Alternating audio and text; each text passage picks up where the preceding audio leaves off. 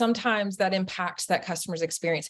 So when making a purchasing decision, I think it's absolutely critical to do one of several things. Number one, find the right partner that can do more for you with less.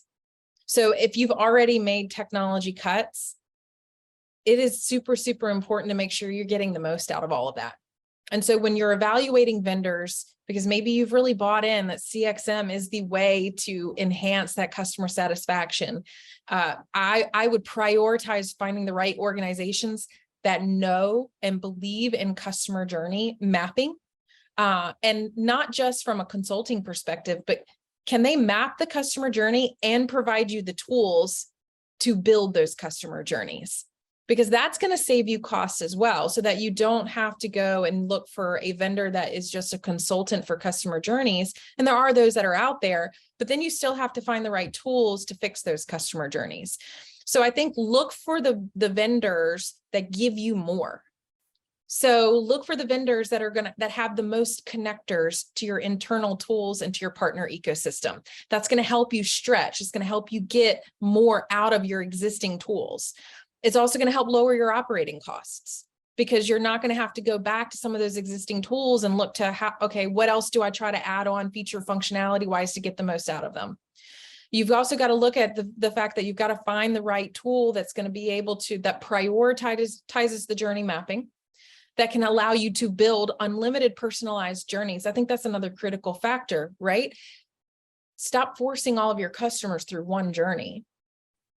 Your customers want to be known. They want personalized experiences. They want to be heard. They want to be felt. They want to feel unique. So the ability to build unlimited personalized journeys, that's important. That's showing your customer you're listening. That's delivering the best, most optimal experience. So I think it's going to come down to journey mapping. It's going to come down to finding the right tool that not only offers the journey mapping consulting, as well as offering the journey building at the same time. And then who's going to have the most connectors to your internal tools and partner ecosystem so you can do more with less. And that's going to help drive down your operating costs. It's also going to increase the amount of revenue that you're bringing to the table as well. And at the end of the day, customer experience matters. And when customer experiences have been in sharp decline since 2010, and it hasn't shown any signs of even a slight uptick up, what do you have to lose? And I think that's the question that every organization needs to ask itself. What do you have to lose? And it should be a friend to your IT resources and your IT team. This isn't a rip and replace. CXM technology is a friend to your IT team because it's giving you more features and functionality and ability out of your existing stack. It's connecting, not integrating, but connecting if it's done right to your existing stack, making you go up and go live even faster.